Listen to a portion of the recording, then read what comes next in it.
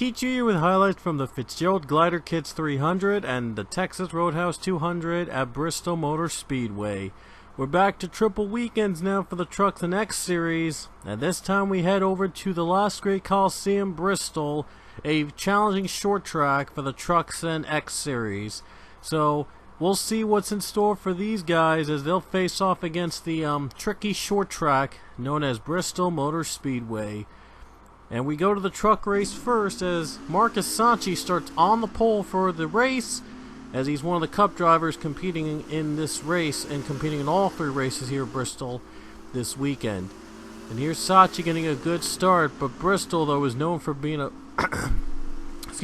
Bristol is known for being a wreck fest almost all the time, so the lead might not last long. And on lap 2, Nicholas Wade goes for the race lead down low.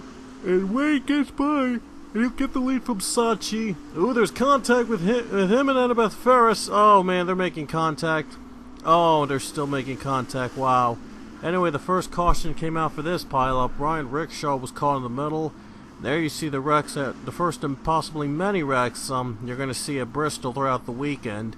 And Chris Emde was held up there. He gets turned around. Oh, look at those trucks being held up on the line. Can cause a major problem since it is a short track, so the leaders, they gotta slow down when they see some danger instantly. And now here's Code Luigi battling for second as Nicholas Wade has pulled away, and Brandon Tharp's gonna battle for second place, and Tharp's gonna get there for second. And look at the run he's got, trying to get Wade for the lead, and he will get there for the race lead. And Wade has lost the lead. I think he might have hit the wall. And the 43 is away. Robbie Bogus just took second, and now Philip Goldberg moves to third. Another caution would come out though as Alex Parker and Nick Salmon make contact in turn 1, almost the same turn that the first wreck happened. So a lot of danger going on here at Bristol. And here's a battle for second after the restart with just 7 laps to go. Philip Goldberg goes for it, and he takes second spot away. Everyone trying to catch Brandon Tharp in the final stages. Here's Morgan McPherson in third place. And here's Code Luigi running fourth place now. And it looks like Code Luigi's going to try to get by the 21. With 3 laps to go though, Philip Goldberg is caught up with the 43 and he's going to battle for the race lead. Goldberg trying to win for the Thor Sport team. And Brandon Tharp's just trying to pad his stats, trying to win in the truck series. Oh, a little contact in the wall with 2 to go. And the 43 retakes the lead. Can he hold on though? Look at Goldberg, he's going to come back from it, and he's going to try to contest the 43. 1 more to go. Here's on the last lap as Goldberg for the lead, and Thorpe hits the wall, and now Goldberg pulls away. And Philip Goldberg, with much more experience to his name, is going to pull away from the 43. The former Pokemon Cup champion comes off the final turn to win at Bristol in the Truck Series. An incredible side-by-side finish that came down to the wire, but it was Philip Goldberg that took home the checkered flag here at Bristol in the truck race. 1 more caution came out on the very last lap as McPherson makes contact with Gustavo Rocha and Ryan Rickshaw. They held up on the very last lap of the race, but thank goodness though that it was on the last lap only and not in with 2 to go, because that could have forced overtime.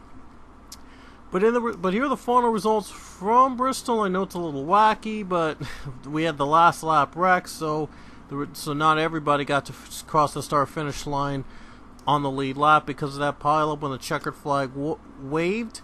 But Philip Goldberg came out on top over Brandon Tharp in a battle, and Philip Goldberg is your winner here at Bristol in the truck race. Now it's on the X Series race for the Fitzgerald 300. And on the pole today is the 48 of Alex Hawkins. We went green for 30 laps here around Bristol for the X Series race, as now we'll see if Hawkins can repeat the success Goldberg had in the truck race. Ooh, Jefferson's in the wall there, and Tony Green is able to take second spot away. And there you see Leia Walker trying to get second and makes contact with Green, but able to continue the race. Wow, close call there, and Leia Walker with a fantastic save. Unfortunately though, Austin Stitzel wasn't so lucky as he spins into near the start-finish line, brings out our first caution of the race. So he got held up by Goldberg there, and he got turned. Leia Walker going to go for her second place down low, and Leia gets third. And we'll see if Leia can try to get second from Tony Green. And now Hawkins a little bit of the wall, but now the 3 gets a little too high, and Lopez might have some open room. Excuse me, Lopez gets their 3rd place. I know there's lap traffic ahead, that's Code Luigi. Oh boy, he's holding up Hawkins, wow. Excuse me, my throat is horrible today, I apologize, but anyway, Code Luigi takes advantage of Hawkins' miscue and he takes the lead, and wow, Hawkins got in the wall because of lap traffic, holding him up. Oh, Leia's trying to squeeze by, and she barely does, and more lap traffic ahead, and now Luigi gets dumped in the 5. The 5 car gets dumped. Hawkins just could not handle him anymore, and man, what a mess we have. Another wreck happened, but Luigi was the big wreck that mattered. Because he just came off a pit road and he caused a lot of trouble for our leaders, and my goodness, it was a mess. And from here it just went downhill in terms of quality. Look at how many lap cars are on that top lane there, all of them trying to fight for a position, trying to get back where they belong. But this version of Bristol, for some reason, the cars just wouldn't handle it together. And it's a shame that that happened, and even my game couldn't even catch up with the traffic that was caused by this mess. And wow, that was just awful. But anyway, 5 laps to go. Alex Hawkins and Tony Green and Leia Walker all in battle for the win here. So does Anthony Lopez in that 7 car. And Zachary DeLillo gets turned. Oh my gosh, Zachary DeLillo gets turned. He spins, and we're going to go to overtime here at Bristol. Oh my god, I am very sorry for that, but Zachary DeLillo just spun out, and we will force overtime here at Bristol. And Hawkins has a problem before the caution came out. He has to pit with Leia, and Tony Green leads. A shocking twist as Tony Green will lead overtime after Hawkins came down before the caution came out. I don't know what he was thinking. We might have had a problem and had to come down pit road. Same for Leia Walker, but the overtime field just got mixed up.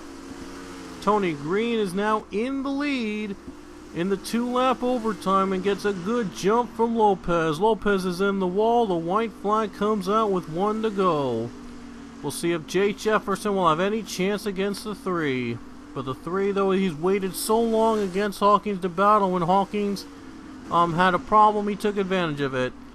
Final corner, Jefferson one more run to the final turn, and the 3 spins, and he still wins the race.